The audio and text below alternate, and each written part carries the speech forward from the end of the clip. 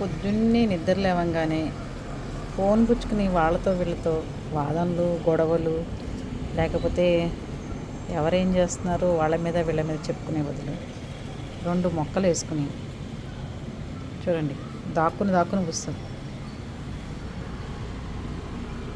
2 మొక్కలు వేసుకుని ఏం పూలు పూసాయి, ఏం చేస్తున్నాయి, చెట్టు ఎలా పెరుగుతుందని చూసుకున్నారనుకోండి, చక్కగా మనశ్శాంతి, మనకి ఆరోగ్యం. అర్థమైందా?